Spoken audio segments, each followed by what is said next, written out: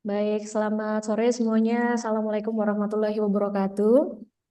Waalaikumsalam warahmatullahi wabarakatuh. Baik, terima kasih Pak Dao selaku narasumber Ya, pada selamat sore kegiatan sore hari ini. semuanya. Baik, terima kasih Pak Dao sudah berkenan hadir. Selamat sore Bu Inayati, Prof Inayati, dan juga Sore. terima kasih sudah berkenan untuk bergabung dan juga senior-senior kami semua di arkeologi yang tidak bisa kami sebutkan satu persatu. Selamat bertemu kembali di Archeo Talks yang keenam. Tidak terasa ternyata sudah keenam gitu ya, seri keenam.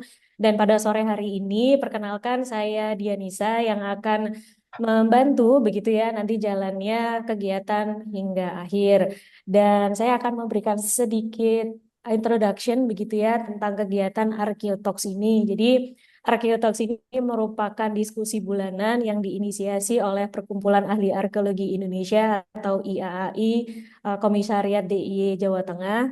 Dan kami juga mengambil tema pada kesempatan kali ini memahami praktik dekolonisasi Museum Indonesia dari perspektif global selatan. Nah, tentunya tema pada hari ini sangat menarik dan sangat relevan begitu ya dengan praktek-praktek dekolonisasi di Indonesia dan em, tidak lupa kami juga menyampaikan permohonan maaf dan izin juga dari Dr. Fahmi karena pada saat ini beliau sedang ada kegiatan yang bersamaan di tempat lain.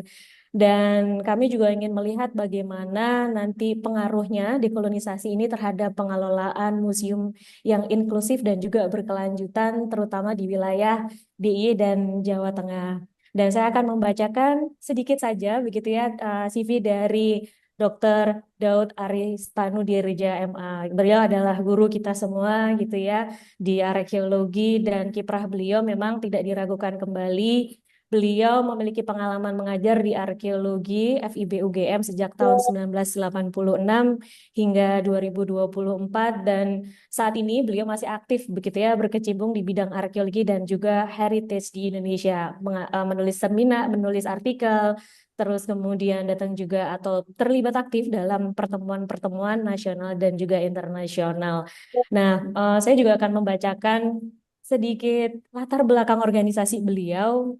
Saya hanya membacakan dua ini Pak Daud karena tentunya banyak sekali organisasi yang beliau ikuti selama beliau aktif maupun setelah purna ini. Yang pertama Ikatan Ahli Arkeologi Indonesia hingga saat ini juga beliau masih aktif dan juga Indo-Pacific Prehistory Association dan nanti akan ada kegiatan ya Pak Daud ya di tahun ini.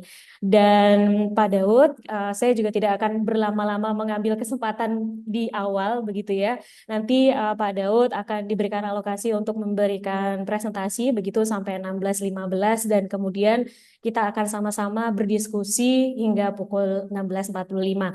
Tanpa berlama-lama lagi, waktu dan kesempatan kami serahkan kepada Pak Daud. Silahkan Pak Daud. Baik, terima kasih Mbak Dian.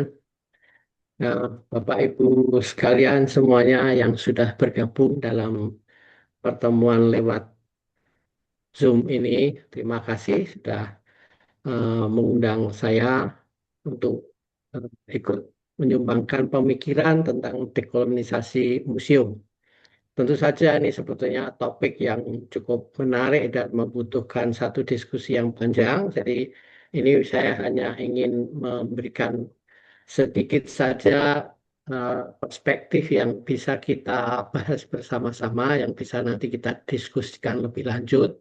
Dan mungkin juga saya sebelumnya ingin menyatakan bahwa tidak semuanya saya bisa melakukan pengamatan perkembangan museum-museum di Indonesia. Barangkali memang ada museum-museum yang sudah mulai mengembangkan atau mengikuti konsep atau paradigma dekolonisasi yang mungkin saya hanya sebut sedikit saja gitu. Mungkin nanti yang lain bisa menambahkan dan itu bisa menjadi bahan diskusi.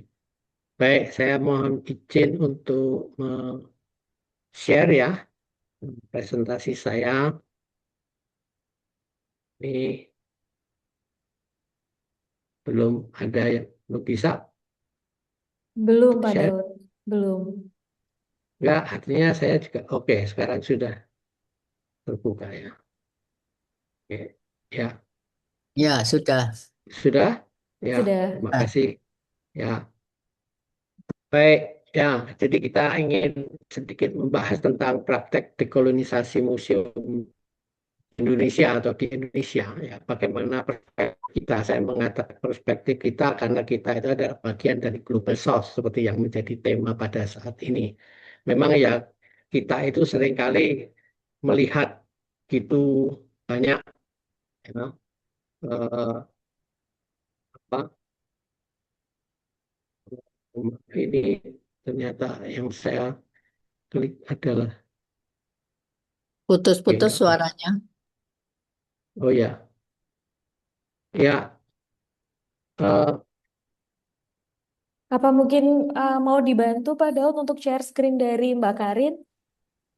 enggak ini Oh ya, apanya yang saya buka sebentar saya. oke.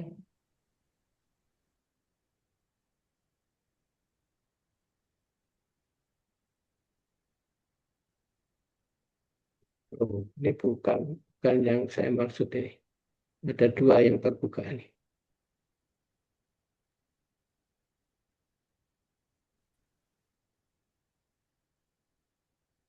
Oke, sudah, sudah tampak ya. Sudah Pak Daud. Nah, Oke.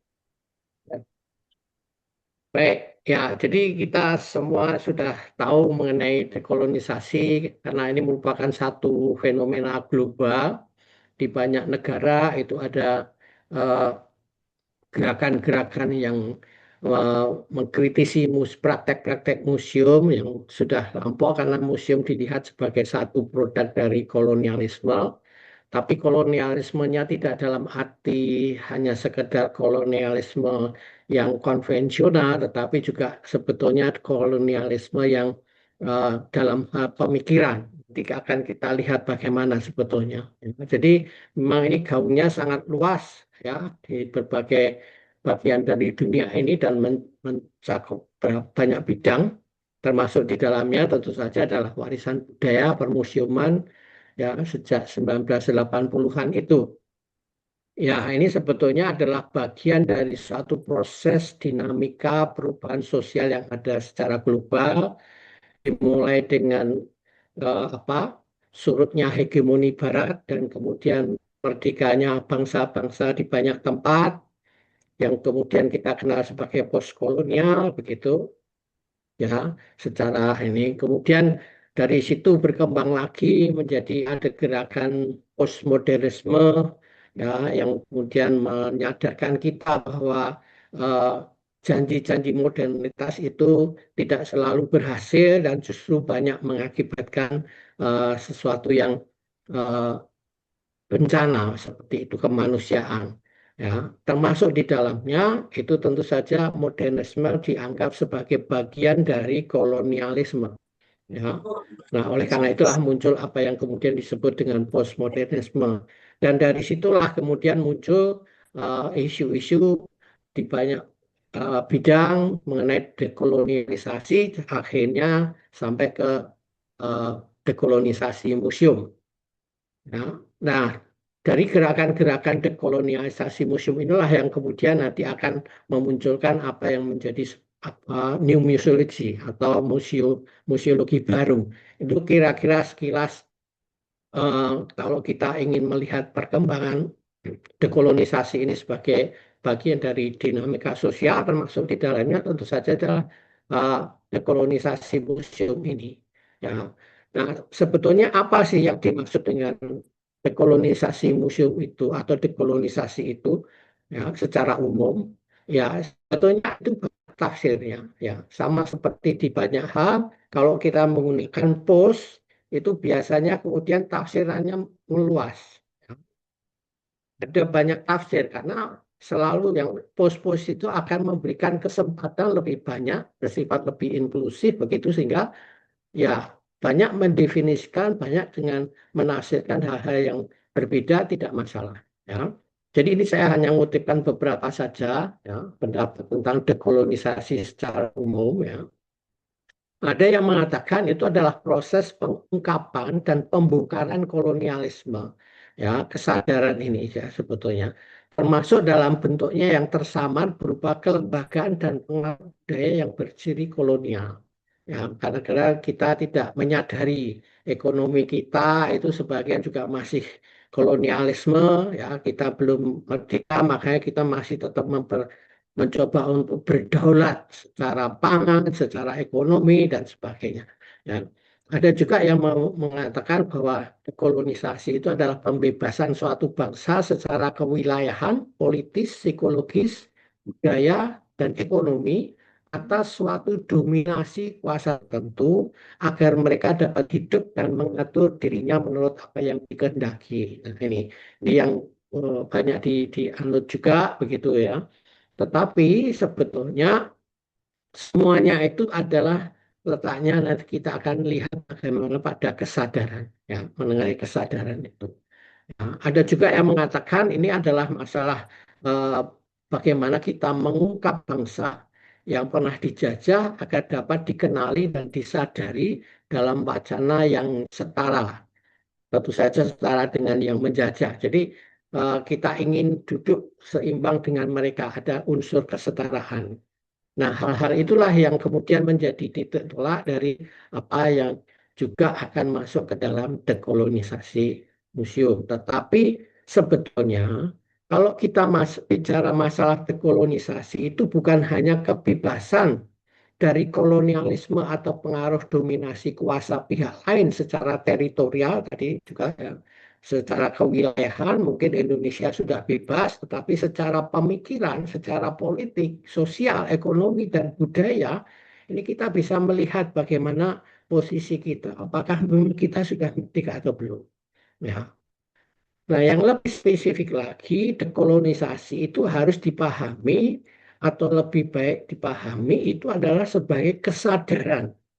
Yang terutama itu adalah kesadaran. Jadi kita sadar ada pengaruh karena kita sudah terlanjur dijajah. Dan kalau penjajahannya itu demikian lamanya, maka apa yang menjadi bekal modal kehidupan kita, pemikiran kita pun itu adalah bagian dari penjajah.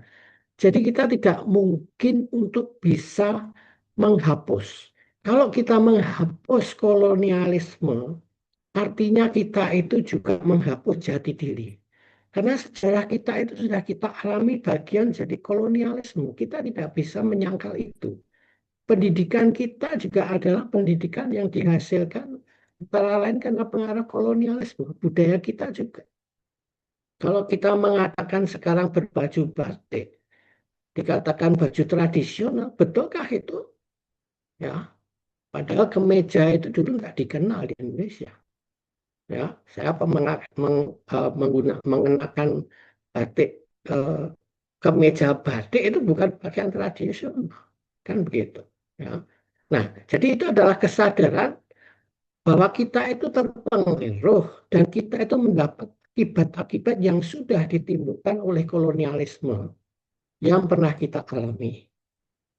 Jadi pola pikir kita, kondisi masyarakat kita itu sudah seperti itu, nggak akan bisa dihapus. Nah, yang lebih penting itu adalah kemudian kesadaran bagaimana kemudian kita harus mengambil sikap. Kalau kita sudah terlanjur ya terpengaruh oleh kolonialisme, bagaimana kemudian kita akan melangkah ke depan mengambil sikap secara merdeka. Itu inti dari dekolonisasi. Nah, ini yang perlu juga diterapkan di dalam nanti museum kita. Kita tuh nggak bisa menghapus museum kemudian sama sekali berbeda dengan yang ada di barat karena museum itu sendiri adalah sudah kolonial, produk kolonial. Nah, kalau dihapus yang namanya bukan museum, kan begitu.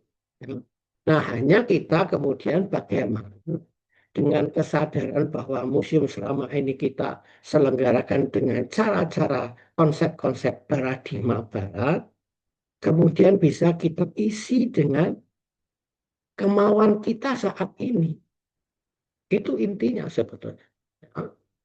Oke, kita bisa melihatnya bagaimana kita bisa mengubah itu.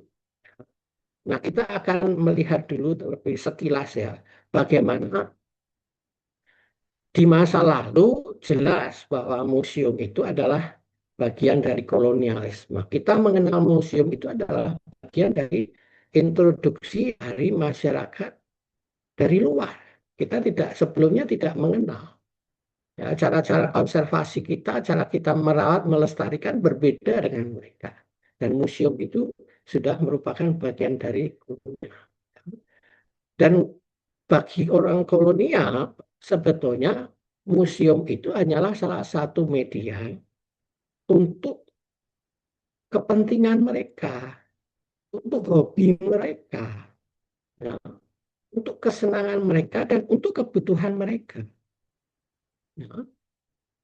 Kita bisa melihat tidak hanya museum yang permanen, tetapi mereka juga melakukan pameran-pameran terhadap benda-benda yang atau termasuk manusianya, budayanya, yang bagi mereka menarik. Jadi ada unsur subjektif mereka, bagi mereka menarik dan bisa diperkenalkan di dunia internasional sebagai kebanggaan kolonial mereka.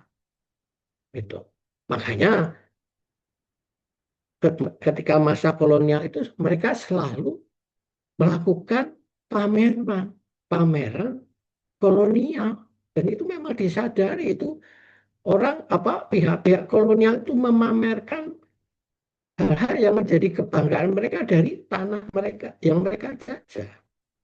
Nah, itu adalah salah satu kepentingan mereka, termasuk ketika mereka membawa barang-barang yang ditemukan di sini yang mereka anggap eksotis, romantis, ya, aneh, ya, mentakjubkan bagi mereka. Nah, itu sebagai entertainment juga bagi mereka, kebutuhan mereka. Dan mereka merasa menjajah suatu daerah yang sudah mempunyai peradaban tinggi itu semakin bangga. Nah, ini. Apakah kemudian kita akan bisa mengubah itu? Nah, itu persoalannya. Sebetulnya di balik itu juga dekolonisasi itu adalah masalah representasi. Jadi sebetulnya apakah semua yang ditampilkan itu karya-karya entah karya budaya berupa benda maupun tidak benda itu juga cukup merepresentasikan pemikiran yang memang seperti yang dimaksudkan semula oleh komunitas pemilik dan penciptanya. Atau sebaliknya, sekedar kisah yang diciptakan oleh pihak lain untuk kepentingan mereka. Ya kan? Tadi sudah saya katakan pameran kolonial, museum kolonial itu adalah untuk kepentingan mereka, untuk hobi mereka, untuk politik mereka. Itu. Nah, kalau kita misalnya berkunjung ke museum, banyak sekali benda-benda yang didatangkan terutama dari Indonesia dan dari negara jajahan yang lain. Kemudian siapa yang bercerita di sana? Nah, teksnya siapa yang membuat? Jadi, apakah kita sempat menceritakan tentang diri kita, tentang benda-benda yang diambil dari Indonesia? Nah, itulah mengapa kita itu sebetulnya mengalami kolonisasi. Karena kita tidak mampu, dianggap tidak mampu dan tidak diperkenankan untuk menyampaikan diri kita seperti apa adanya. Nah, jadi museum itu kalau kita lihat kurator fungsinya seperti itu. Kalau kita mengalami apa yang disebut sebagai musealisasi, itu adalah bagaimana kurator meramu dengan benda-benda koleksi yang mereka punya, meramu narasi yang menurut mereka kemudian dipamerkan pada publik. Nah, benda-bendanya bisa saja dari Amerika, dari Australia, dari Indonesia, dan sebagainya, tetapi ceritanya versi mereka, bukan versi mereka yang menciptakan. Jadi benda-benda itu sudah diceritakan menurut keinginan mereka. Nah, itu praktek-praktek museum yang konvensional adalah seperti itu. Dan sampai sekarang juga masih seperti itu. Jadi kalau kita itu misalnya saja melihat koleksi Indonesia di Museum Rijks, ya, etnologi ya, yang ada di Leiden. Siapa yang bercerita semuanya itu? Ya, apakah mereka yang memiliki budaya-budaya itu bercerita tentang dirinya sendiri? Kalau misalnya ada orang lain yang cerita, para kurator, para peneliti yang ada, apakah sudah betul-betul merepresentasikan apa yang budaya yang mereka sajikan itu? Ya. Apa cerita itu merepresentasikan pendapat atau eh, ya keberadaan dari pemilik karya, atau sebetulnya untuk kepentingan si pembuat cerita itu sendiri? Ya. Nah itu. Dan kalau di museum konvensional biasanya tidak, kan ada sulit, ada peluang untuk menampilkan cerita yang lain yang menurut orang lain atau pihak lain. Nah itulah. Ya ini terjadi secara luas. Misalnya saja salah satunya adalah eh, kritik di Amerika, ya, representasi kehidupan orang Indian Amerika di museum-museum di sana. Itu kemudian sangat berbeda dengan kenyataan dan apa yang dipikirkan oleh masyarakat Indian Amerika ternyata. Nah, ini adalah salah satu kritik ya yang dilakukan oleh James Luna, ya, sehingga kemudian dia memamerkan dirinya sendiri dengan tidur, ya, di dalam vitrin dan kemudian diberi beberapa teks, ya. Ya, jadi kalau seperti menjadi patung ini, kebetulan dia adalah seniman, dan nanti kalau ada orang yang mendekat, kemudian dia bangun, ya, sehingga mengejutkan banyak orang, terus ditanya, kenapa kamu melakukan itulah? Disitulah kesempatan bagi dia itu untuk menceritakan bagaimana museum-museum di Amerika itu merepresentasikan Indian Amerika sebagai kebudayaan yang sudah mati. Karena yang dipamerkan adalah hal-hal yang eksotis saja yang bagi mereka, ya, yang kuno-kuno, ya, kehidupan mereka, ya. Tapi perkembangan dari orang Indian Amerika nggak pernah disinggung gitu. Jadi untuk daya tarik saja sebetulnya mereka itu, ya. Jadi itu adalah bukan suara dan bukan citra yang sebenarnya tentang orang Indian Amerika. Karena itu tadi mereka diceritakan oleh orang yang tariknya hanya pada bidang-bidang tertentu sesuai dengan kepentingan mereka. Nah, inilah beberapa hal yang kemudian menimbulkan anggapan bahwa museum itu adalah media kolonialisme di masa lalu. Ya. Dan mungkin juga di sekarang ini kalau kita mau menggunakan cara-cara konvensional. Ya. Ya, jadi ada beberapa anggapan umum, misalnya saja bahwa museum itu sebagai konstruksi kolonialisme. Ya. Museum sebagai produk budaya Barat itu jelas, ya. Kemudian museum itu merepresentasikan pandangan kolonial terhadap liar, seperti orang Indian tadi. Jadi yang mempresentasikan adalah kurator-kurator orang kulit putih melihat budaya Indian dan merepresentasikannya dengan sesuai dengan pandangan mereka. Itu. Jadi sudah bukan versi yang asli itu. Nah, ini kritiknya ada di situ. Sebagian koleksi museum diambil dengan cara-cara kolonial. Ada yang dengan cara paksa, ya, misalnya dirampas dan sebagainya, bukan hak mereka, gitu. Inilah yang kejadian-kejadian seperti itu. Ya, kemudian juga pengelolaan museum itu sifatnya eksklusif, yang kemudian menunjukkan dominasi konstruksi pengetahuan. Itu yang disebut sebagai musealisasi, seperti saya ceritakan tadi. Mungkin benda dari beberapa tempat, katakanlah di Indonesia, begitu, misalnya dari Candi Prambanan, dari Candi Sojiwan, dari Candi Borobudur, dikumpulkan jadi satu, ceritanya satu. Nah, Nah, itu padahal kan sebetulnya punya konteks sendiri-sendiri karena benda di museum itu sudah tercerabut dari konteks aslinya yang kemudian dijadikan satu untuk menciptakan pengetahuan baru. Nah, pengetahuan baru itu versi siapa? Nah, itulah. Ya. Ini yang kemudian dikonstruksikan pada pengunjung supaya dia memahaminya seperti itu. Ya. Nah, inilah yang disebut sebagai kolonialisme kita ketika kita tidak mempunyai kemampuan untuk kemudian berdiskusi tentang apakah itu benar atau salah. Ya, itu kira-kira intinya.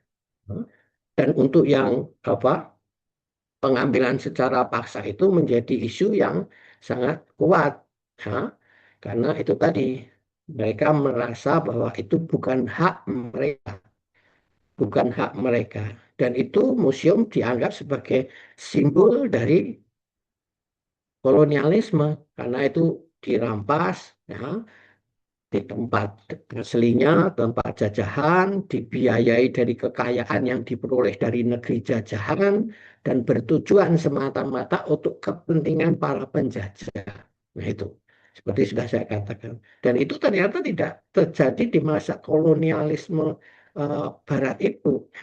Tetapi juga terjadi ketika tentara Amerika berhasil menundukkan Irak pada waktu Perang Teluk dulu. Mereka banyak yang mengambil benda-benda, ya, dari museum-museum itu, looting. Ya. Nah ini, jadi seperti itu.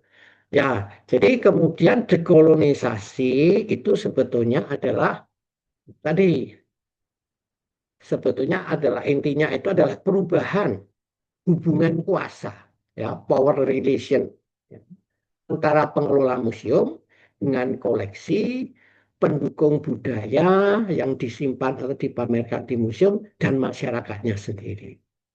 Ya. Jadi kalau gambar di yang saya tampilkan itu kita bisa melihat bagaimana perubahan itu, ya. Dekolonisasi itu merubah. Kalau dulu kita bisa melihat, ya, yang apa, yang kolonial itu di atas, ya, penguasa, kemudian yang di bawah itu yang diminta mendorong, ya, kereta itu, ya. Nah, ini hubungannya jelas. Yang satu lebih mendominan dibandingkan yang lain. Tapi ketika kita lihat gambar, ketika perundingan misalnya, ini kita sudah duduk sejajar. Nah ini, nah itulah pada hakikatnya proses dekolonisasi harusnya seperti itu. Ada kesejajaran antara pihak-pihak itu, kesetaraan. Itu yang lebih penting isunya. Nah, jadi juga berkatakan apa berkaitan dengan siapa yang sebetulnya bercerita tadi, representasi tadi. Masalah siapa yang lebih banyak bercerita tentang apa yang disajikan. Museumnya sendiri dengan kuratornya atau pemilik budayanya. Dan keseimbangan, kesetaraan inilah yang kemudian jadi bagian dari proses dekolonisasi museum itu. Nah, kalau kita ingin merefleksikan itu, ya kita coba bagaimana dengan cara-cara yang sudah dilakukan selama ini di museum-museum Indonesia. Apakah memang pihak museum masih mendominasi, maunya seperti ini, ya kan? Bahkan nggak pernah ada riset pengunjung, hampir tidak ada ya. Sehingga tidak tahu apa yang mereka kehendaki, gitu kan. Nah itu, ya. Nah juga dekolonisasi museum itu bisa berarti meruntuhkan pilar-pilar penyelenggaraan museum yang cenderung mengakomodasi dominasi pihak tertentu. Ini ada satu performance dalam konteks dekolonisasi museum yang dilakukan oleh Anthony Scark, Scark, ya namanya. Dia coba membayangkan itu ya dengan ingin meruntuhkan itu apa pilar-pilar dari museum yang lama itu untuk mendorong, dia memberi judul performanya itu push gitu kan. Nah itu kira-kira itu penafsirannya supaya berubah gitu. Nah, disitulah kemudian kita merefleksi untuk perubahan itu. Nah, dekolonisasi museum berarti juga meninjau ulang hakikat, definisi atau kriteria museum itu sendiri apa. Jadi kita perlu memikirkan lagi di permuseuman kita itu, apakah kita itu kemudian membutuhkan namanya apa pengelompokan itu ya. Ada yang kemudian diberi klasifikasi eh, apa tipe A, tipe B dan sebagainya itu. Nah, itu siapa kemudian yang menentukan, mendominasi itu, ya.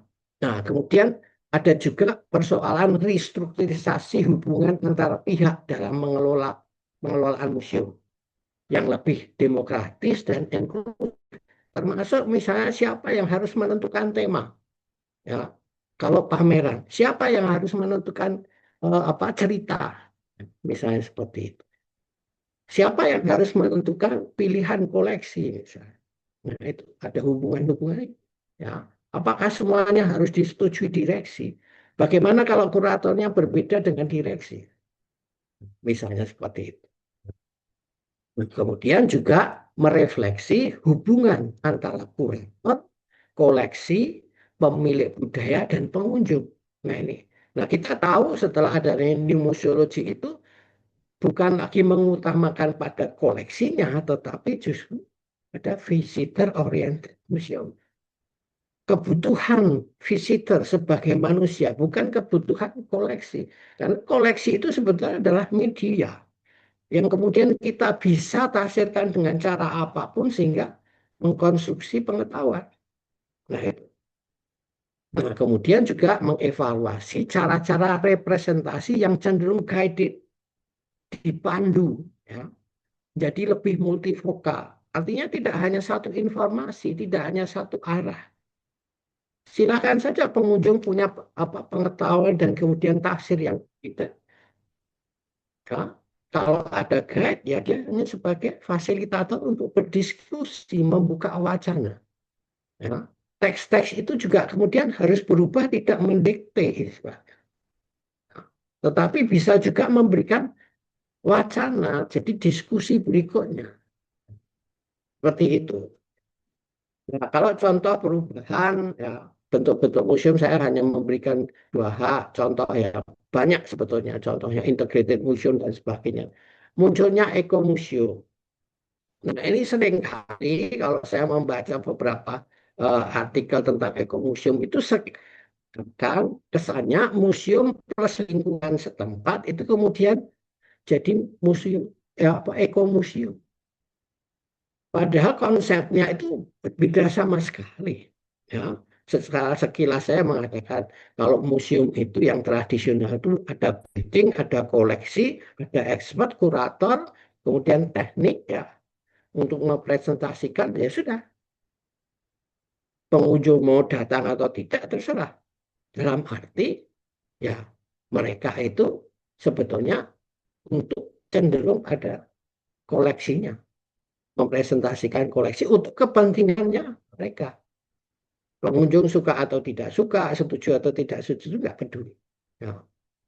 Nah, sedangkan ekomuseum itu pengelolaannya aja bersama, kuratorshipnya bersama. Misalnya seperti itu. Sumber dayanya tidak hanya koleksi. Kehidupan mereka sendiri adalah sesuatu yang ingin ditampilkan. Ya. Cerita yang mau ditampilkan ya kehidupan itu sendiri. Nah, seperti itu ya. Nah ini. Kemudian kalau museum sebagai pusat kebudayaan, itu museum tidak lagi hanya untuk mengkonsumsi karya budaya. Kita melihat, kita berdiskusi di situ, mengkonsumsi. Tetapi di situ juga menjadi produksi karya budaya. Oleh karena itulah mengapa museum-museum banyak sekarang yang menyediakan tempat-tempat untuk workshop. Nah itulah salah satunya. Nah, itu adalah perubahan-perubahan yang kemudian menjadikan museum itu sebagai pusat kebudayaan, tidak hanya sekedar memamerkan barang, menyampaikan pesan sebagai media. Ya. Nah ini berarti ada dua interaksi. Ada satu kesetaraan antara kemungkinan mengkonsumsi dan kemungkinan untuk memproduksi. Ya. Jadi itu tidak sebatas pada masalah-masalah yang berkaitan dengan masalah presentasi tadi, tetapi juga tujuan dari museum sendiri itu harus diredefinisikan. Ya. Nah, kemudian ada beberapa isu yang kemudian mencuat ya, artinya banyak dibicarakan. Ya. Museum harus berubah seluruhnya. Mulai dari cara mengambil keputusan, tujuan seperti sudah saya katakan tadi, cara mengelola dan personalianya. Jadi personalia itu harus fleksibel. Kurator tidak harus dari museum itu sendiri misalnya.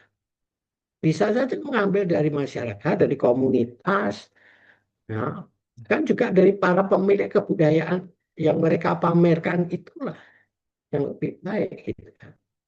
Kemudian ada masalah keterbukaan dan kerjasama dengan komunitas pemilik budaya, seperti saya katakan.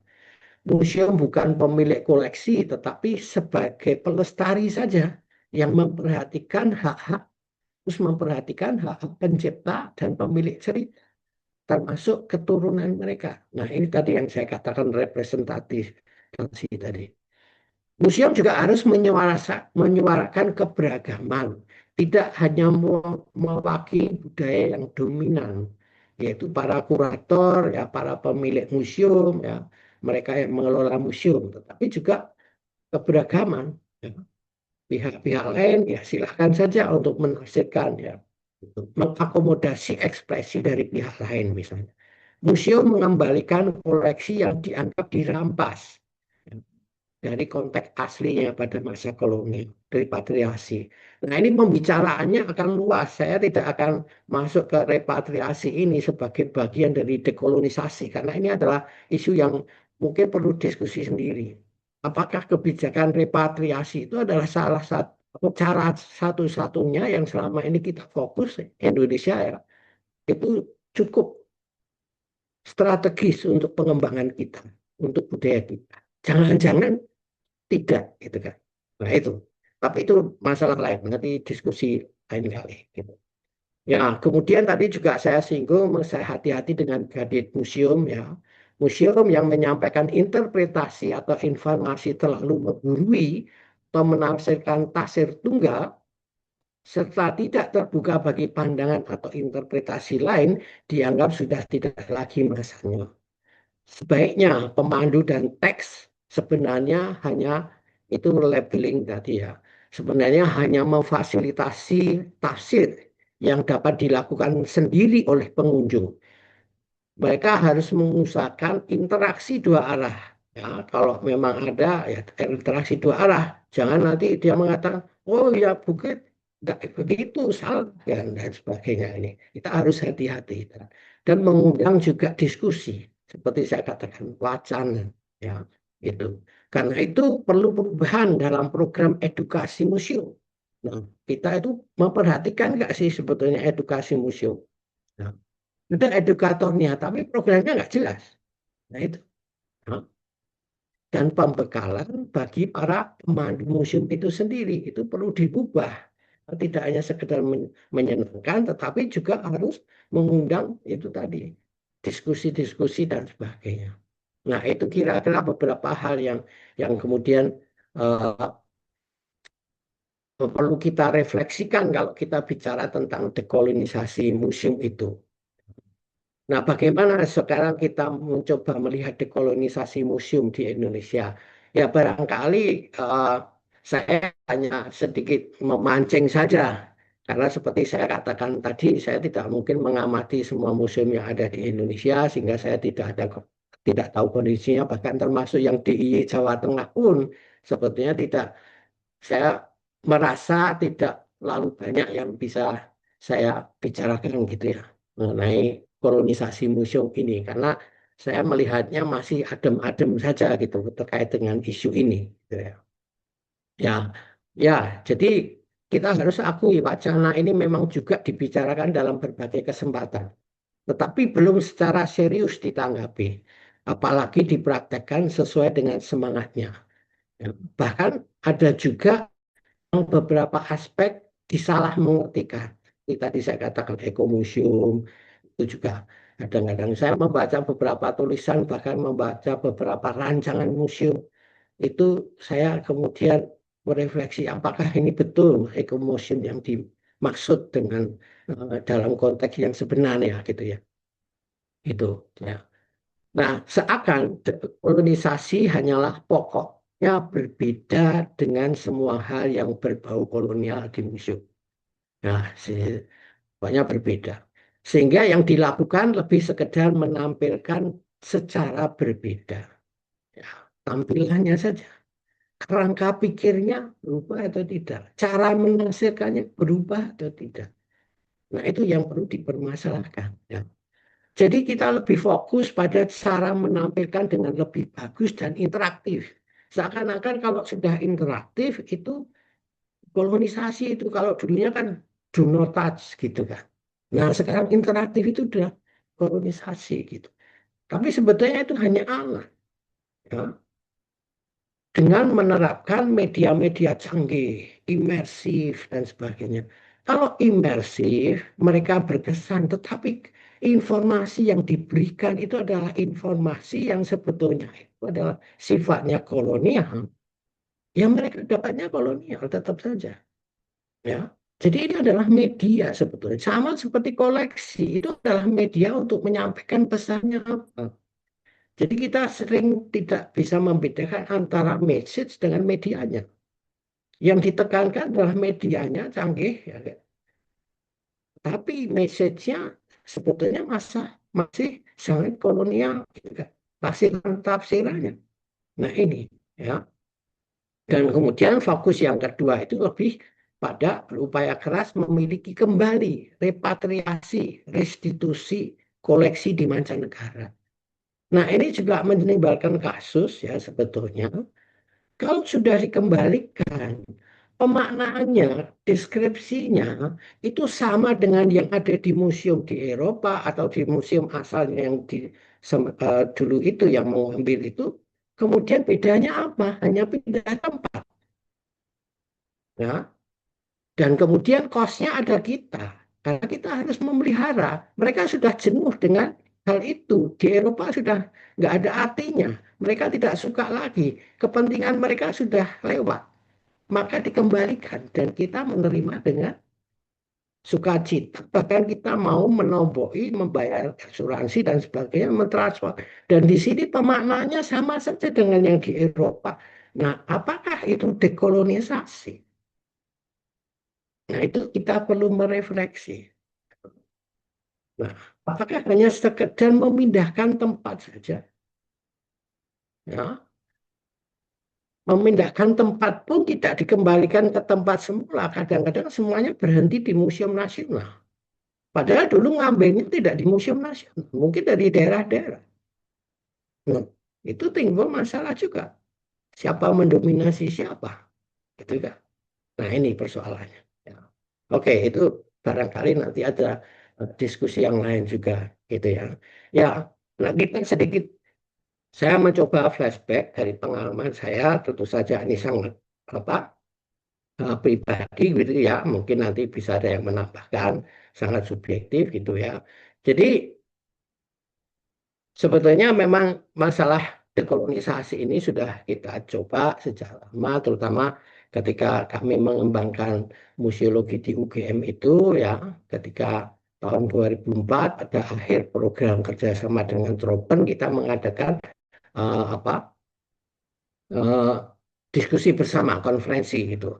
Nah kita memang mengambil eh, tema yaitu Museum of Our Own dan ini mendapat apresiasi yang tinggi di tingkat ASEAN maupun di Asia pada umumnya ya bahkan ditulis secara khusus apresiasi itu di webnya ASEAN waktu itu ya.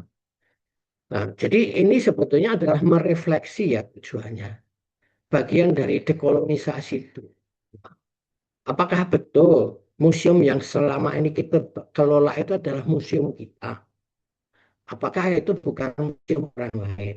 Dan bagaimana sebetulnya museum menurut kita yang harusnya?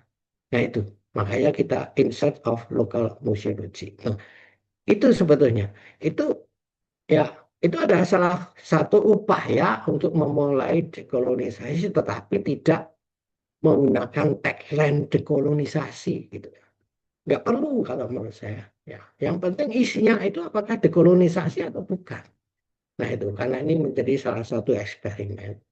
Nah saya pribadi juga mencoba eksperimenkan dengan museum di Sangiran. Salah satunya itu adalah Museum Manyarejo.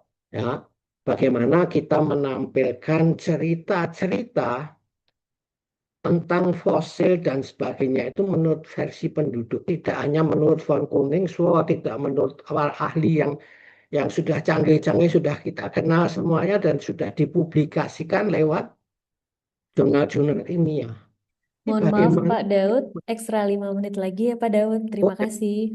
oke, ya, baik, ya. Jadi seperti itu ya, dengan cara menggunakan media yang biasa dengan masyarakat juga, cerita wayang ya. Nah, disitulah nanti ada pendapat-pendapat masyarakat itu ya. Kemudian kita buatkan museumnya itu di konteks dengan site museum gitu ya. Nah, ini contohnya. Jadi kita tampilkan babat tanah Sangiran. Nah, memang karena menurut masyarakat itu babat. Jadi tuturan warga tentang sejarah penelitian Sangiran. Bukan menurut para ahli, bukan menurut von Koningswald, bukan menurut para ahli yang sudah canggih-canggih itu. Tapi warga. Ini belum pernah. Ya kan? Ternyata mereka punya hal-hal yang berbeda. Ya. Ini beberapa contoh saja. Sebetulnya apa yang disebut dengan Living Museum Kota Gede itu juga beberapa aspeknya itu menyerupai dengan ekomuseum. Namun tidak dipahami dengan benar ekomuseum itu seperti apa. Sehingga nuansa dekolonisasinya itu masih belum begitu terasa gitu. Pokoknya ada masyarakat yang masih hidup di situ dan kemudian karena masih hidup makanya museumnya disebut living. Ya. Tapi bagaimana peran masyarakat dalam mengisahkan dirinya belum begitu terlihat atau difasilitasi. Ya. Pengelolaan juga masih cenderung tradisional. Jadi ada pihak tertentu yang mendikte, yang membuat segala macam acara-acara di sana. Bukan tumbuh dari masyarakat sendiri. Ya. Sistem kurasinya juga tidak jelas. Nah, ini ada aspek-aspek yang ini. Tapi sebetulnya jiwanya itu sudah ada mengarah ke sana, tidak hanya sekedar museum tradisional. Ini sebagai contoh. Dan saya melihat Museum Sono Budaya ini saya dalam tanda petik saya katakan sudah tersentuh ya semangat kolonisasi dengan beberapa programnya. Yaitu antara lain melakukan proses kuratorial dan penyiapan pameran yang melibatkan tidak saja kurator internal museum, tetapi juga dari komunitas atau masyarakat. Nah, ini menunjukkan ada unsur-unsur inklusif dan multikulturalnya, ya. Kemudian mengangkat tema-tema pameran yang menjadi isu kesetaraan secara kritis, ya. Saya kira itu ada beberapa kali dalam pameran yang saya kunjungi, yang kemudian saya juga diundang itu, ya dulu Mbak Karin juga saya kira banyak terlibat di sana, itu mengangkat tema-tema pameran yang tidak tidak biasa pada waktu itu ya. Kesetaraan, ya masalah peran ibu dan sebagai wanita maksud saya, ya misalnya seperti itu yang jarang sekali diadres dengan koleksi-koleksi yang ada di sana. Itu hanya sebagai contoh-contoh. Jadi masih banyak lagi ada tentang pengetahuan ya yang berbeda, ditafsirkan berbeda dengan zaman kolonial dulu yang merupakan kebanggaan dari uh, masyarakat kolonial. Meskipun harus diakui bahwa paradigma dekolonisasi itu belum cukup mewujud dalam kebijakan umum lainnya dari Surabaya itu. Ya. Nah itu. Nah untuk banyak museum yang lainnya saya mohon maaf ini saya merasa kesan saya ya kalau kita melawat ke museum-museum itu wacana dan praktik dekolonisasi masih jauh dari terpikirkan tampaknya. Barangkali memang ada aspek-aspek tertentu dari dekolonisasi museum yang telah terlaksana, mungkin disengaja jadi mereka tahu atau mungkin juga tidak itu ya tidak sengaja mirip-mirip gitu kan ya. Namun pada umumnya paradigma dekolonisasi museum yang lebih dimengerti dan disadari oleh pengelola museum masih cukup jauh dari praktek museum kita baik di tingkat pusat maupun di daerah. Meskipun harus diakui juga ada peningkatan dalam kualitas tampilan terutama. Sekarang museumnya bagus-bagus gitu kan. Hanya masalah pesannya, program edukasinya, saya belum banyak mengalami. Tetapi kesadaran kritis dekolonisasi museum masih belum terpikirkan. Nah, kemudian sebagai refleksi, mungkin saya mohon waktu sedikit lagi, Mbak Dian. Ya, meskipun isu dekolonisasi bergaung kuat secara global, kita tetap harus hati-hati untuk menerapkan paradigma ini untuk kita sendiri sebagai bagian dari global south. Karena harus diingat, paradigma dekolonisasi ini dikonsep juga oleh Barat. Yang mengeluarkan ide dekolonisasi siapa? Mereka juga. Ya. Sehingga kita harus melihat secara kritis. Jangan sampai kita hanya mengikuti atau bahkan hanya meniru konsep-konsep mereka saja. Apa saja yang mereka kemukakan, ya itulah kemudian menjadi. Nah, kalau seperti itu kita kembali pada orientalisme lagi. Pengetahuan kita itu adalah diisi oleh, dikonstruksi oleh mereka. Dekolonisasi jadinya akan mengarah pada neokolonisasi. Ya, nah ini kolonialisme baru. Kita harus hati-hati. Yang harus kita lakukan adalah tetap berpikir merdeka. Seperti sikap tadi yang dalam mengembangkan museum-museum kita. Ya kita itu sudah terlanjur terkonstruksi oleh kolonial, kita sadari konstruksi kolonial kita di mana, dan kalau kita mau lepas, kita harus seperti apa. Itu sebetulnya, kalau menurut saya, refleksi saya. Ya. Jadi sekali lagi tetap diingat, dekolonisasi adalah masalah kesadaran. Ya. Kan pengaruh atau akibat yang ditimbulkan oleh kolonialisasi dan kemudian mengambil sikap secara merdeka untuk melangkah ke depan. Itu saja. Ya. Jadi bukan hanya sekedar lepas dari kolonialisme, tapi justru bagaimana kita melangkah ke depan juga harus kita menurut kita sendiri, tidak lagi menurut mereka. Gitu. Saya kira itu yang bisa saya sampaikan, Mbak Dian. Mohon maaf kalau terlalu panjang. Terima Terima kasih. kasih. Terima kasih Pak Daud, sangat menarik sekali Nah, uh, materi yang sudah disampaikan. Mohon maaf nih Pak, tadi saya mengingatkan pas di oke. 16.15. Baik, mungkin kita akan membuka sesi tanya jawab untuk sesi pertama gitu ya. Kami persilahkan untuk Bapak Ibu yang memiliki atau peserta yang memiliki pertanyaan, kita akan berikan waktu untuk yang di Zoom meeting terlebih dahulu untuk raise hand. Apakah sudah ada? Oke. Apakah ada yang ingin yang apa namanya bertanya melalui Zoom secara langsung sehingga bisa berinteraksi secara langsung dengan Pak Daud? Kalaupun belum ada, sembari menunggu, saya akan Oh, sudah ada. Salsabila. Silahkan Mbak Salsabila berikan pertanyaan kepada Pak Daud. Kami buka dua orang ya, dua orang pertama. Silahkan setelah Mbak Salsabila, Mbak Ayu, Mbak Karin. Silahkan Mbak Salsabila. Eh, Terima kasih Mbak Dian dan terima kasih Pak Daud atas presentasinya Ya, dengan tema yang sangat menarik tentang dekolonisasi museum yang juga menjadi perhatian sedang menjadi perhatian banyak orang akhir-akhir ini. Em, saya setuju sekali bahwa proses dekolonisasi museum itu harus diawali dengan membangkitkan dengan awareness kita gitu ya, awareness kita semua sebagai tentang sebetulnya apa sih pengaruh pengaruh dari kolonisasi dalam praktik-praktik museum selama ini yang sebetulnya sangat banyak sekali gitu. Cuma mungkin eh, saya juga sangat setuju bahwa salah satu salah satu praktik dekolonisasi museum yang sangat perlu untuk dilakukan oleh museum-museum adalah dengan mendemokratisasi representasi di museum tadi itu bahwa pengetahuan kurator bukanlah satu-satunya pengetahuan yang benar gitu. Pengetahuan dari museum bukanlah satu-satunya pengetahuan yang benar dan kita harus membuka ruang bagi pengetahuan lainnya bahwa kebenaran itu tidak tunggal gitu.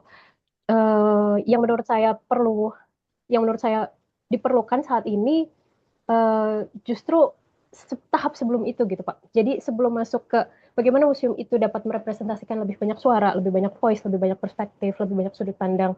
Menurut saya yang perlu dilakukan adalah bagaimana museum sendiri, pihak museum sendiri menyadari bahwa mereka itu tidak lebih tinggi dari uh, komunitas lainnya atau pihak-pihak lainnya. Karena seringkali yang saya temukan adalah ketika ketika misalnya kita bilang ayo dong museum kita melibatkan masyarakat gitu, melibatkan komunitas, melibatkan masyarakat, melibatkan pemilik budaya gitu dalam membentuk narasi di museum, dalam proses kuratorial museum. Kemudian dari pihak museum akan menjawab bahwa oh tapi nanti kalau kita masukkan dari masyarakat itu akan jadi lebih banyak mitos gitu, jadi lebih banyak mitos yang ditampilkan.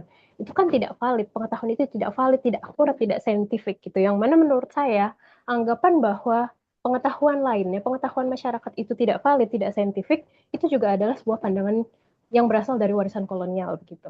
Nah, pertanyaan saya adalah bagaimana ya Pak? Bagaimana Pak caranya kita ini bisa maksudnya bersama-sama gitu eh, mengembangkan insan-insan permusiuman yang menyadari bahwa posisi kita di museum itu tidak lebih tinggi, tidak lebih benar, tidak lebih valid dari posisi pengetahuan-pengetahuan lainnya yang ada di masyarakat. Terima kasih. Oke, kasih Pak. Oke, Mbak Karin, silahkan. Setelah itu baru dijawab oleh Pak Daud. Oh iya, terima kasih Mbak Dian. Selamat sore Pak Daud. Terima kasih Sore, Pak. atas sangat luar biasa ya untuk pemaparan mengenai pemahaman dekolonisasi ini. Mungkin saya punya satu pertanyaan yang apa namanya terkait bagaimana kemudian kita menghubungkan dekolonisasi saat ini. Kalau dari perspektif Barat begitu, dekolonisasi berarti memberikan ruang kepada indigenous people begitu kan. Kalau tidak salah terminologinya begitu. Tapi kalau kita kemudian mengartikan indigenous people, kalau dalam bahasa diartikan secara harfiah begitu adalah masyarakat adat. Sementara di Indonesia sendiri, kalau kita bicara tentang masyarakat adat atau definisi masyarakat adat itu tidak bisa diterjemahkan sama seperti halnya orang Barat menerjemahkan indigenous people. Karena kalau masyarakat adat itu dianggap politis begitu oleh kebijakan di Indonesia. Dan saat ini juga definisi tentang masyarakat adat begitu masih menjadi polemik di dalam rancangan undang-undang. Nah, saya kemarin mengikuti diskusi tentang RUU Permusiuman yang terkait mengenai bahwa museum itu bisa didirikan oleh masyarakat adat gitu. Kalau di dalam diterjemahkan kita mungkin bisa bilang itu indigenous people begitu. Tapi apakah masyarakat adat? Tapi saya tidak meyakini bahwa definisi masyarakat adat di RUU Permusiuman tersebut itu sama dengan definisi masyarakat adat seperti halnya yang dirancang di RUU Masyarakat Hukum Adat. Nah, terkait indigenous people ini, saya melihat bahwa sebetulnya indigenous people itu adalah kelompok yang masih hidup begitu. Dan kalau itu kemudian dimasukkan ke museum begitu, apakah kita akan melakukan lagi, mengkolonisasi lagi begitu. Pemerintah akan mengkolonisasi, akan membuat seperti halnya pemerintah kolonial pada masa lalu begitu. Kemudian mereka membukukan suku-suku, kelompok-kelompok adat yang akhirnya hanya statis dan hanya mati di dalam ruang-ruang museum saja. Nah, pertanyaan saya, bagaimana kemudian menjembatani antara terminologi indigenous people atau masyarakat adat ini kemudian dalam perspektif museum, Pak? Gitu. Terima kasih, Pak Daud. Ya, Silahkan Pak Daud. ya, terima kasih Mbak Karin juga. Ya. Jadi pertama ke Mbak Salsabila ya. Jadi sudah lama nggak ketemu, baru kali ini ketemu lagi. Ya, ya. Jadi saya senang juga dengan pertanyaan-pertanyaan ini.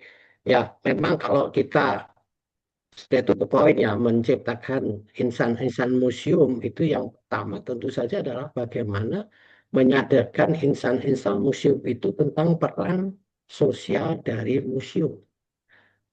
Ya, nah, ini yang juga harus menjadi tantangan. Karena seringkali insan museum itu lebih banyak melihat museum sebagai tempat bekerja, profesi, ya, kayak kantor. Nah ini. Dan di sana itu adalah ruang sosial. Dalam arti dia menyadari fungsi-fungsi sosial dari museum. Dan terutama sekarang itu, dalam era sekarang ini, dia lebih menekankan tidak pada sekedar preservasi, tetapi juga yang lebih kuat penekannya adalah edukasi. Nah, ini. Nah, kalau kita memahami betul tentang peran museum itu, kita tahu tugas kita itu tidak ringan di museum itu. Bukan sekedar menampilkan. Karena kesan saya selama ini bertemu dengan banyak insan museum, itu adalah bagaimana menampilkan, tetap saja menampilkan koleksi dengan baik, mempunyai daya tarik, kunjungannya tinggi, dapat banyak duit. Tuh. Ya, kebanggaan kita adalah pengunjungnya banyak. Gitu. Bukan pada bagaimana fit dari pengunjung. Bagaimana orang yang berkunjung ke museum membawa sesuatu ketika keluar dari museum. Dan itu terbukti dengan minimnya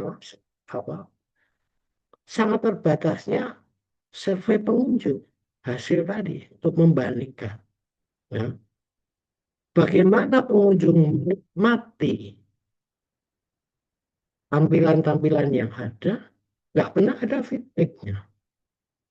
Kalau ada sistemnya itu, cuman ditanya seperti kuesioner, ya dihadapkan lagi, ya siapa yang mau menjawab dengan hasilnya itu, wah museumnya jelek gitu, kecuali kalau ada orang nekat gitu. Nah ini, cara-caranya kan banyak sebetulnya.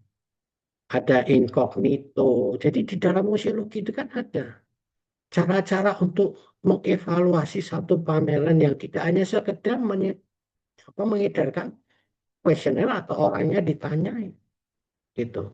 Karena orangnya ditanyai di situ mereka nggak enak hati mengatakan pamerannya jelek, nggak ada apa-apa dari pamerannya dan sebagainya, kecuali orang-orang yang memang sangat jujur dan konsisten. Nah ini, ya, jadi kesadaran orang museum itu memang yang awal adalah itu, dan berkaitan dengan isu-isu tadi, tentu saja sebetulnya museum itu punya seperti apa. Dari situlah kemudian ya kita kemudian akan bisa melihat ada perubahan di dalam bagaimana mengelola museum. Karena di sini terus terang aja saya mendengar dari beberapa dan kemudian membandingkan kalau di luar itu namanya jadi kurator atau pegawai museum itu kebanggaan gitu. Nah kalau di sini kan kebalikannya dulu. Ya, makanya ada istilah dimuseumkan. Jadi orang-orang yang sebetulnya tidak mau gitu kan melakukan kesalahan, tidak berprestasi atau apa, sudah dilempar di museum saja. Nah, kalau kondisinya tetap seperti itu, museum itu sebagai untuk memuseumkan orang, nah ini ya tentu saja insan museumnya tidak akan berkualitas. Nah, yang kita butuhkan adalah bagaimana museum itu, lingkungan museum itu menjadikan mereka sadar bagaimana menjadi orang yang berperan di dalam museum, institusi yang harusnya mendidik, yang mengedukasi, memberikan hiburan, memberikan pengetahuan, dan juga melestarikan koleksi itu. Nah ini, ya, saya kira itu kuncinya. Apakah itu nanti akan bisa dilaksanakan ya? Kita bisa melihat bagaimana kesan saya selama ini mereka lebih pada teknis gitu kan, ya sebagai pelaksana dari kegiatan-kegiatan. Ya. Bahkan kadang mereka juga tidak diajak untuk memikirkan tentang perancangan banyak program. Termasuk belum lagi kalau museum negeri pegawainya bisa dipindah-pindah setiap saat. Yang sudah terlanjur bagus di situ, ya demi apapun namanya bisa saja pindah ke tempat lain. Nah, itu tentu saja akan berbeda. Ya, itu. Ya kalau pegawai negeri kan harus ditempatkan di mana-mana harus mau kan. Gitu. Nah itu persoalannya. Hmm. Makanya sebaiknya jadi PLU gitu kan. Sehingga agak lebih cenderung bisa merdeka mencari uh, insan-insan museum yang berkualitas. Ya, itu mungkin jawaban sementara saya. Kemudian untuk Mbak Karin, ini ya memang isu di internasional itu juga seperti itu. Mereka sekarang tidak lagi atau berusaha menghindarkan istilah indigenous people, native population, dan sebagainya, termasuk UNESCO. Itu mereka hati-hati. Gitu kan. Ya, ada kecenderungan menggunakan istilah lain, traditional community, itu misalnya. Nah, tetapi kalau menurut saya sebetulnya itu tergantung pada kita itu mau menekan batasan itu seperti apa. Ya. Kalau batasan memang kita butuhkan secara teknis untuk mengidentifikasikan sesuatu. Hanya muatannya itu, apakah kemudian masalah rasa itu ya, yang seringkali tidak dipikirkan orang-orang yang rasional itu adalah masalah rasa. Ya. Apakah perasaan itu menindas mereka kalau dipanggil? Misalnya, kita sendiri dulu kan pernah menggunakan pribumi. Kemudian sekarang dilarang menggunakan pribumi kan begitu. Ya, itu adalah masalah rasa itu, bukan masalah definisinya.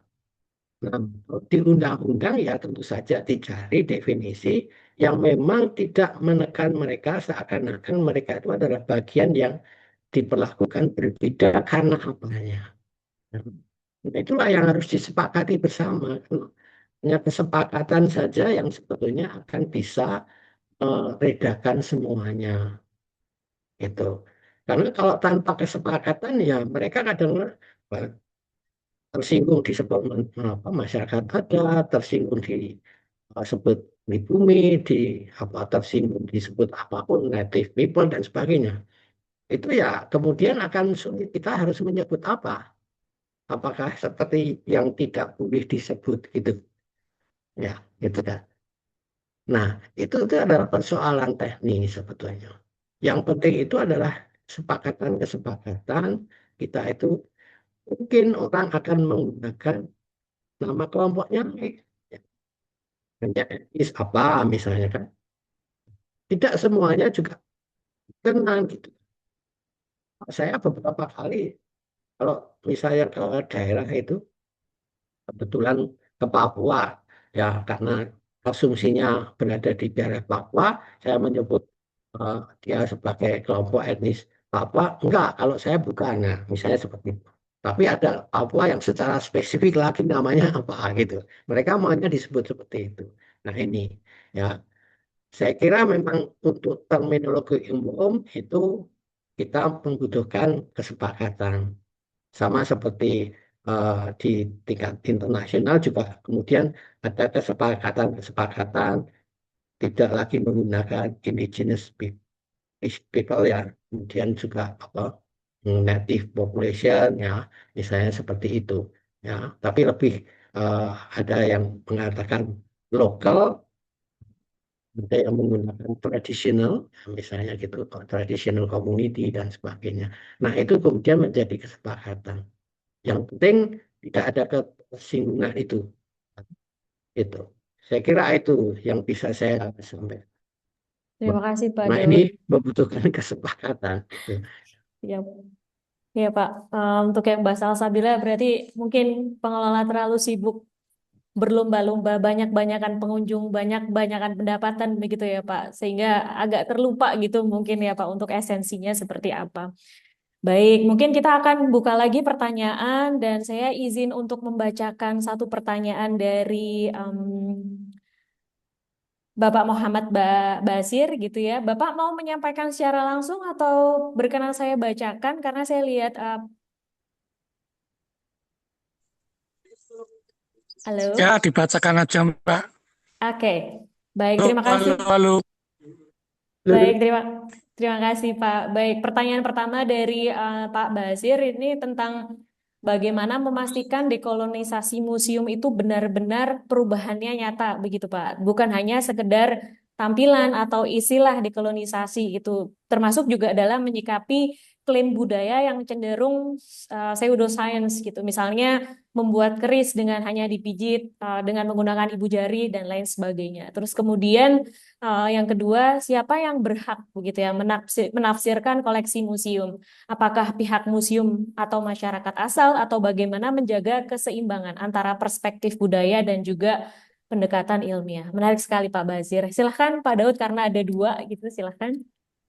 Oh ya, terima kasih Pak Basir, lama tidak ketemu, lewat daring saja dulu ya. Ya, saya kira senang bisa berdiskusi nanti dengan Pak Basir ini. Ya, saya kira memang kalau mengenai apa batasan, tentu saja yang apakah dekolonisasi itu dikatakan on the track atau tidak. Nah, itu tentu saja adalah yang pertama itu kita bisa melihat apakah semangat dari dekolonisasi itu ada di sana. Seperti sudah saya katakan tadi bahwa secara umum dekolonisasi museum itu tidak hanya menyangkut masalah apa berbeda dengan zaman kolonial begitu, tapi juga ada perubahan-perubahan yang lebih cenderung disemangati oleh kesetaraan itu ya, tidak dominasi. Nah, sebetulnya kriteria-kriteria itu bisa dirumuskan di dalam program museum itu sendiri itu. Nah, dari situlah mereka harus assessment. Karena pengertian dari dekolonisasi itu kemudian berbeda, maka kemudian yang penting adalah museum itu menyadari dulu dekolonisasi seperti apa, kemudian merumuskan kira-kira kalau dekolonisasi museum saya, ya, dalam tanda petik saya, ya, museum yang saya kelola itu akan diwujudkan dalam bentuk apa. Nah, kemudian itu nanti kan bisa disosialisasikan, kemudian bisa dibicarakan bersama, didiskusikan, kemudian fix menjadi bagian dari dekolonisasi museum itu sendiri. Caranya bagaimana? Nah, evaluasinya ya otomatis mereka akan mengevaluasi diri sendiri nanti, self evaluation. Saya sudah mencapai apakah sudah dekolonisasi atau tidak dengan rumusan yang mereka pahami bersama. Karena sejak awal itu sudah ada kesepakatan bahwa dekolonisasi museum seperti ini di museum itu, maka kemudian orang juga bisa menilai bahwa kalau sesuai dengan definisinya, maka capaian dia itu sudah on the track, cukup bagus atau tidak. Nah, itu kemudian bisa dinilai saya kira ya secara lebih objektif gitu. Nah, itu tadi. Jadi definisi operasional dekolonisasi untuk museumnya itu perlu dirumuskan terlebih dahulu. Ya. Kemudian baru diukur kemudian dengan beberapa kriteria yang mereka nanti tetapkan sendiri parameternya, gitu kan. Itulah, jadi kita harus terbiasa dengan bagaimana kita itu, daya kita sebetulnya kan ya mawas diri gitu kan. Jadi target kita itu yang menilai harusnya kita sendiri, nggak usah orang lain. Gitu. Itu yang pertama saya kira gitu. Dan nanti akan kelihatan bagaimana orang lain, ya silahkan orang lain menilai seperti apa. Barangkali yang dinilai itu parameter dekolonisasinya agak berbeda, ya itu kan suara lain yang harus didengar juga ya. Tapi kita bisa setuju dan kita bisa tidak karena kita kan setara gitu. Kira-kira itu intinya. Ya. Yang kedua itu ya itu juga sama dengan pseudoscience itu, Pak. Sebetulnya kalau yang dilakukan oleh masyarakat itu ya tergantung pada penilaian karena orang yang melakukan pseudoscience itu merasa tidak pseudoscience gitu kan. Jadi ya susah ya kita menilai dengan kriteria kita yang kita pahami pseudoscience itu adalah catatannya seperti ini itu sehingga ya akhirnya nanti kita akan punya satu gambaran bagaimana harus menilai itu pseudoscience atau tidak itu saya kira. Ya, yang kedua itu siapa yang berhak. Nah, kalau menurut saya itu tentu saja adalah semuanya berhak kalau kita itu menganggap ada kesetaraan kan begitu. Dalam arti hak itu tentu saja ada yang mempunyai hak lebih besar dan tidak tentu saja. Ketika itu masyarakatnya sudah misalnya saja museumnya maksud saya itu sudah mengkoleksi museum apa koleksinya dan tentu saja karena mereka sebagai pemilik de facto sekarang mereka kan berhak menafsirkan tapi pada prinsipnya ya semuanya berhak gitu kan ya tetapi ya bisa jadi apakah ceritanya itu akan sama dengan yang ditafsirkan oleh pihak yang lain? Nah, itu persoalannya. Jadi bukan masalah haknya, tapi bagaimana cerita yang kalau kita seringkali menginginkan adanya yang benar mana sih gitu kan? Ya, itulah yang harus kita ini kan bukan masalah hak siapa ya, semuanya bisa berhak gitu. Tapi yang kemudian cenderung benar siapa? Yang pemilik aslinya atau yang dulunya hanya mengambil dari pemilik asli terus dia membuat cerita sendiri. Nah, itu ya. Saya kira persoalannya ada di sana bukan pada masalah hak gitu ya. Ya. Hak itu ada yang berhak kalau memang dia itu memiliki atau dia itu menciptakan, nah tentu saja punya hak masing-masing yang cukup berbeda kadang-kadang gitu. Ada juga yang memang tidak berhak karena dia tidak berkaitan apa-apa gitu kan. Mungkin itu sementara jawaban saya, Pak. Baik, terima kasih Pak Daud. Oke. Sudah Terima cukup. kasih Mas Daud. Oke. Baik, terima kasih Pak Basir. Dan kemudian kita buka sesi selanjutnya yang sudah tadi apa calling-calling saya ini ada Mbak Nusi dan satu lagi mungkin selain Mbak Nusi bisa raise hand juga gitu ya. Ada selain Mbak Nusi yang mau raise hand. Setelah ini saya akan membacakan dari chat. Oke, belum ada. Silahkan Mbak Nusi dulu. Ya, selamat sore Pak Daud dan rekan-rekan sekalian. Terima Selamat sore, kasih. Mbak Lucy. Keren banget Pak Daud Oke. presentasinya. Sangat membuka wawasan dan pengetahuan kita ya. Ini terkait dekolonisasi memang menjadi isu yang sangat ini dari beberapa tahun yang lalu sebenarnya. Apalagi saya sebelumnya kan di Museum Nasional gitu ya. Banyak mendapat serbuan lah gitu. Kalau Museum Nasional itu adalah museum kolonial. Gitu. Nah, itu PR banget gitu buat kami untuk merubah perspektif masyarakat gitu. Kalau kita sudah berupaya seperti ke sana gitu untuk berupaya untuk mendekolonisasi Museum Nasional meskipun itu tidak semudah yang kita bayangkan. Ya. Karena ternyata saya berapa tahun yang lalu pernah ada suatu seminar gitu di Jerman terkait dengan dekolonisasi. Ketika ada peserta menanyakan tentang definisi dekolonisasi, itu pun para narasumber tidak bisa menjawab dengan pasti Ya. apakah dekolonisasi itu. Karena tiap orang pasti ininya beda-beda, punya perspektif yang berbeda. Nah, itu yang akan yang menyulitkan kita semua, apalagi di Museum Nasional. Setiap orang pasti, apalagi kuratornya punya perspektif yang berbeda tentang dekolonisasi itu sendiri. Selain itu kita kan mengundang beberapa narsum juga yang memang berkompeten di bidangnya gitu. Itu pun punya perspektif sendiri tentang dekolonisasi gitu. Jadi memang akan sangat membingungkan gitu. Nah, menurut Pak Daud, seperti apa sih misalnya apakah untuk mempermudah gitu, mempermudah pemahaman kita tentang dekolonisasi. Tadi memang sudah dijelaskan dengan panjang lebar, tapi sayangnya saya tadi ngecek apakah ada teman-teman Museum Nasional di sini, ternyata tidak ada satu orang pun yang ikut kegiatan ini gitu. Maksudnya biar bisa ini apa ya, membuka wawasan juga gitu ya. Gitu Pak Daud. Jadi bagaimana Ya. caranya nih bisa teman-teman tuh bisa memahami gitu. Kalau apalagi sekarang di museum-museum di provinsi secara itu kan template ya Pak, template dan sangat kolonial gitu ininya. Terbagi dalam koleksi etnografi, numismatik, seperti itu kan sangat kolonial dan template setiap museum provinsi seperti itu. Dan Mbak Hafning dari Museum Provinsi Aceh itu mampu gitu merubah apa narasi-narasi yang ada di museumnya. Nah ini apa ya?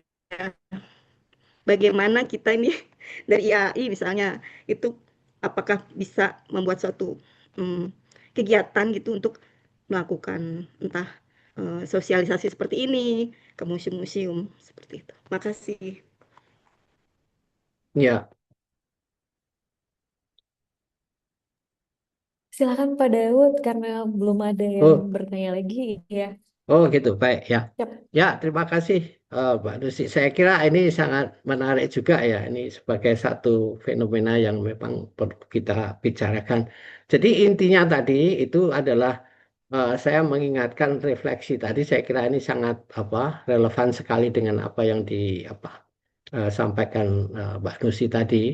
Ya, yang pertama itu tadi kesetaraan ya, dan kemudian kita juga tak kunci saya yang lain itu adalah merdeka, gitu kan. Berpikiran merdeka.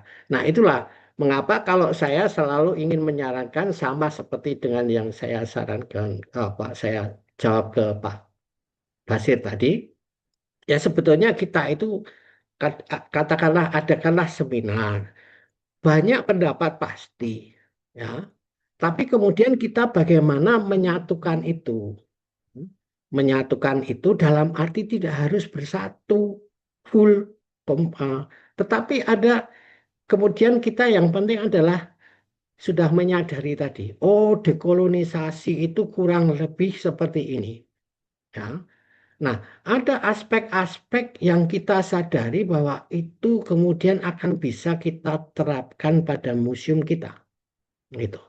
Nah, kemudian seperti yang saya katakan lagi, jangan terkonstruksi oleh pikiran-pikiran yang sudah dikemukakan itu, tetapi lebih pada kemerdekaan kita itu untuk mengkonstruksi pikiran kita sendiri tentang dekolonisasi.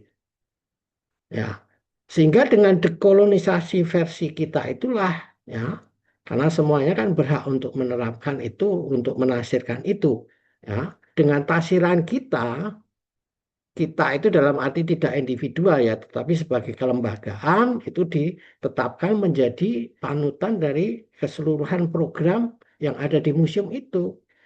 Nah, sehingga nanti juga tolok ukurnya kita yang mengetahui gitu. Jadi dari kerangka pikir tadi, dekolonisasi yang menurut museum kita itu adalah ini. Kita breakdown menjadi satu program apa saja. Nah, dari situlah kemudian kita nilai ya apa yang kemudian itu yang bisa kita lakukan dengan itu dan apakah program-program yang kita buat itu tadi memang sesuai dengan konsep dekolonisasi kita gitu.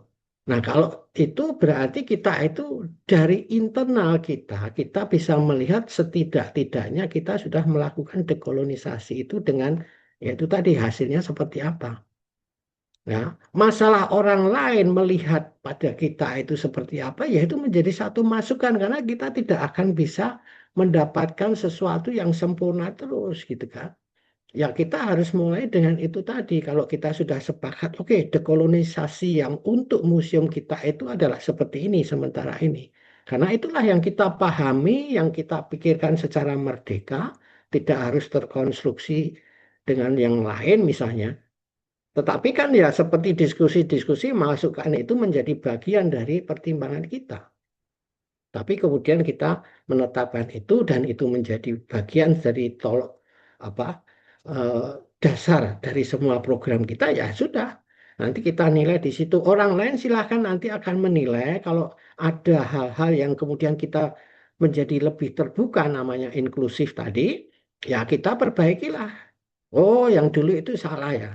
Ini adalah proses yang memang dalam ilmu pengetahuan pun kan seperti itu. Kita mengemukakan hipotesis untuk kerja kita, kemudian kita cek, ternyata menurut kita benar, ternyata orang lain mengatakan tidak benar. Nah, kemudian yang tidak benar itu mungkin kita perbaiki supaya menjadi semakin benar. kalau kita setuju dengan pemikiran mereka, kan begitu. Saya kira prosesnya seperti itu, Mbak Lucy, yang bisa kita lakukan. Memang tidak mudah, pasti. Itu dalam perjalanan, dan kita belajar bersama, saya kira. Mungkin itu yang bisa saya sampaikan. Terima kasih.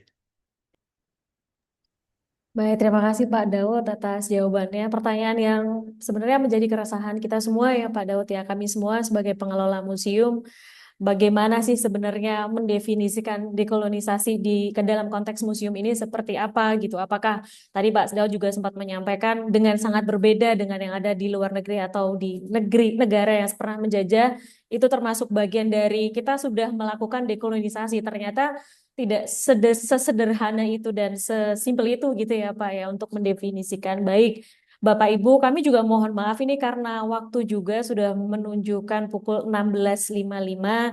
Jadi banyak pertanyaan yang belum bisa kami bacakan pada kesempatan kali ini dan kami juga mohon maaf belum ada kesempatan lagi ya untuk Bapak Ibu untuk bertanya. Dan mungkin nanti kita bisa ada program yang lain Pak Daud, karena tadi sempat disampaikan repatriasi belum juga loh kita bahas di dalam IA ini seperti apa, karena menjadi hal yang hangat juga gitu yang perlu kita diskusikan berbeda dengan dekolonisasi. Ada yang ingin disampaikan Pak Daud sebelum kami tutup begitu?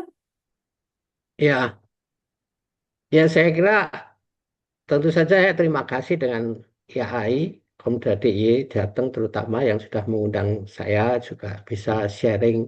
Ya tentu saja seperti ini tadi sejak awal saya katakan ini adalah satu eh, hanya sharing saja pemikiran-pemikiran yang barangkali ini akan bisa menggugah apa pemikiran-pemikiran yang lain ya. Bagi saya yang penting itu dekolonisasi itu ya itu tadi adalah kesetaraan, bagaimana kita melihat semuanya dengan lebih terbuka, ya, dan kemudian kita merdeka untuk menentukan pilihan-pilihan kita juga. Saya kira itu saja ya yang bisa saya sampaikan. Semoga ini nanti bisa kita apa menjadi proses pembelajaran bersama. Saya kira itu. Baik, terima kasih Pak Daud atas ilmunya yang sudah dibagikan kepada kami semua dalam forum diskusi kali ini. Kami juga mengucapkan terima kasih waktu juga Pak Daud sudah menyisihkan waktu yang sangat sibuk ini untuk kami. Dan juga kami juga mengucapkan terima kasih kepada senior-senior kami di arkeologi, ada Prof. Inayati, terus kemudian dan Bapak Ibu lainnya yang tidak bisa kami sebutkan satu persatu, dan juga peserta yang lainnya. Baik, terima kasih Bapak Ibu.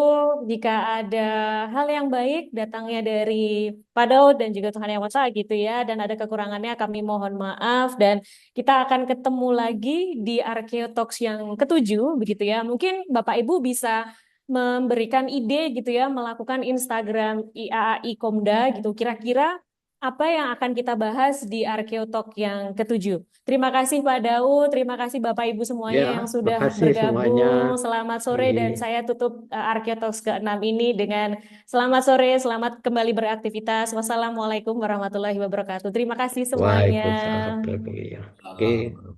Oke.